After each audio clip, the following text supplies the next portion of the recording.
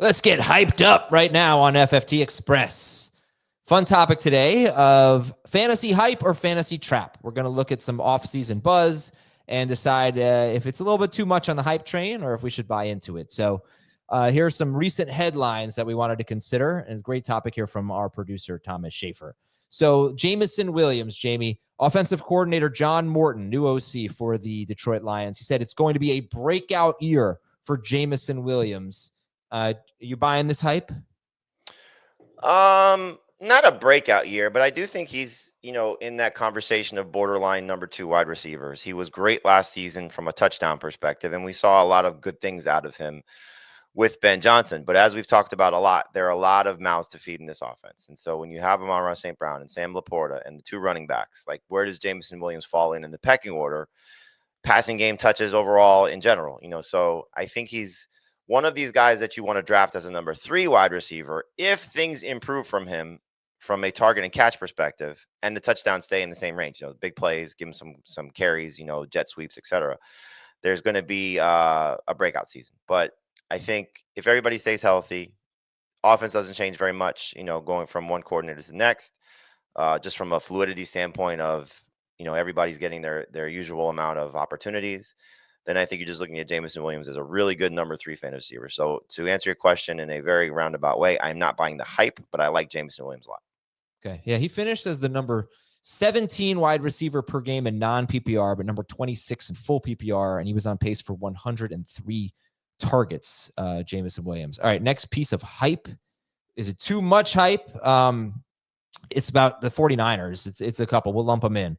Christian McCaffrey and Jauan Jennings. So Clay Kubiak, the Niners offensive coordinator, said Christian McCaffrey looks awesome, and the 49ers plan to get him the ball as much as we can. And he says that Jauan Jennings sees himself as a dominant player, and that's why we love Jauan. I don't know if they see him as a dominant player, but they love Jauan Jennings. But let's start with the McCaffrey. You can lump them together, actually, if you want. McCaffrey and Jauan Jennings. Are you buying the hype on these guys from their offensive coordinator, Clint Kubiak? My dog is. Yeah. I was buying the hype before Kubiak spoke. So that shows a little bit. We get this a lot. Like, do you have a feeling on a player or players, and then you hear some coach say something, or teammate says yes, say something. Wow, my dog, your background. I think the nice thing about McCaffrey is what he can do when he's healthy, and even if he's 80% of himself when he's healthy, he's going to be one of the best running backs in fantasy and can still challenge to be a top 3 guy in that respective situation. And for Jennings, we saw the upside last year. I mean, look, there was one game where George Kittle and Brandon Ayuk weren't there, right? No, George Kittle and Deebo Samuel weren't there. That game against the Rams, he had 46 PPR points, scored 3 touchdowns. Like, he's not going to do that, obviously, on a consistent basis, but there's just so much to love about him without Ayuk, without Deebo. Brock Purdy's now locked in.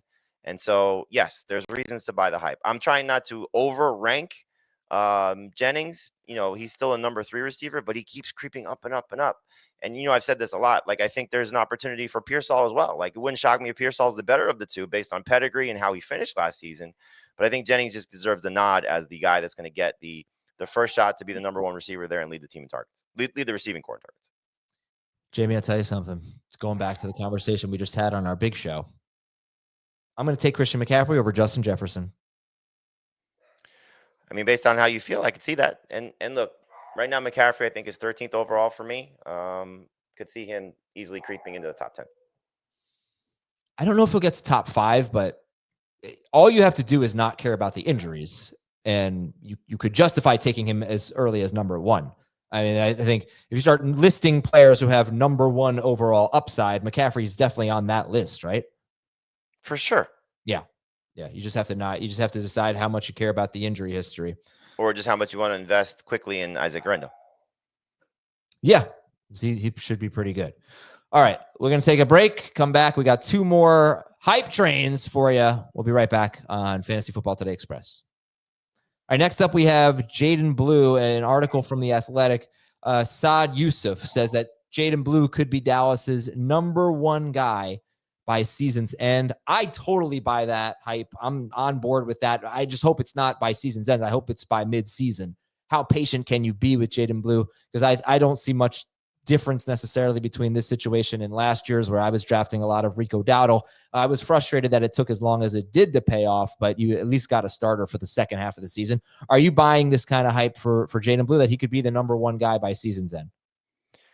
This reminds me very similarly to Kamani Vidal, of a guy that we thought had a chance to be the lead running back on his team, was behind some veteran guys that were brought in, and it never really materialized. The difference is I think Jaydon Blue might have that opportunity. And so it's just a matter of how patient you'll be. Like we made the joke with you about, oh, you'll drop Justin Jefferson for Trey Harris because you reference it yourself. You dropped Justin Jefferson for Peyton Barber once upon a time. Like, we get impatient with these guys for multiple reasons, right? We draft them with the hope that they could take over a backfield or be a significant contributor in their offense. And then injuries occur, bye weeks occur, and we're waiting and waiting and waiting. And when those guys finally get that opportunity, they're on somebody else's fantasy roster. So depending on how deep your bench is, depending on how patient you could be, it's probably not going to be early in the season. But if it is, I mean, you think about the guys that he's behind. And again, similar to the Chargers, like, oh, J.K. Dobbins, he's coming off, an Achilles tear, whatever it was, the ACL tear again. Gus Edwards coming off an Achilles tear. Like we didn't think that those guys were going to keep a young running back that had some upside coming into the league, not even playing very much. And that was the case for the Chargers. It could see a similar situation could happen with the Cowboys, where you get the good production out of Javonte Williams because he wasn't atrocious. He was bad by what we thought he used to be and maybe what we hoped he could be. But it's not like he wasn't still productive enough for his team. I mean, they got to the playoffs in a committee, right?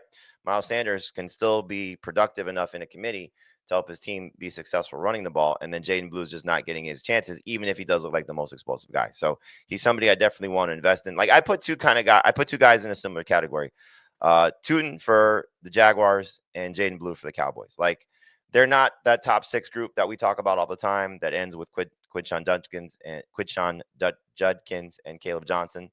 That, to me, they're the next two guys that come off the board, unless I'm forgetting somebody. But like, I put them ahead of Dylan Sampson. I put them ahead of DJ Giddens. I put them ahead of Ollie Gordon. Those guys that are going to go with late round picks. I think Tootin and Blue could be the best running backs on their team, and you want to have them on your fantasy roster at some point. Just realizing now, I think I said both Clay and Clint Kubiak were the offensive coordinator for the 49ers. In the world of Name That Kubiak, Clay is the Niners coordinator. You said it right the first time that I heard you. Yeah. Clint is the Seahawks coordinator. But our last piece of hype is from Zach Robinson, who is the offensive coordinator for the Falcons, and he sees Kyle Pitts. He says he expects a big jump from Kyle Pitts this year. You buying that? No, but if there's anybody that would control that, it's him. A lot of design plays and give him opportunities to succeed. And he's not throwing the ball, but he's the one telling the guy who's throwing the ball to get him the ball. So I don't want to buy back into Kyle Pitts. I've been burned by this now twice in each of the last two seasons, where I thought, okay, after a disappointing sophomore campaign, year 3 would be better, year 4 would be better. Well, here we are in year 5, right? If I'm not mistaken. That it's been very frustrating to trust Kyle Pitts. The talent is evident. When he's getting the ball in his hands, he's going to be among the best tight ends in football. He just has not had the capacity to hold on to the ball, get open enough, stay healthy, have good quarterback play all at the same time. And so now you got to hope that this is the case. And so we've done this a lot with guys, and they've just, been failures, unfortunately. And so I'm taking him with a late round flyer if he's there, double-digit rounds, and I'm pretty secure in my tight end spot. I don't want to do the, we talked about this on the full length episode. I don't want to pair Loveland or Warren with Pitts. Like, to me, that's a disaster waiting to happen. But if I take, a Njoku, an Andrews, a Jonnu Smith, like, I'll take a flyer on Pitts with the hope that he's hopefully, potentially, maybe getting those chances that Zach Robinson's talking about.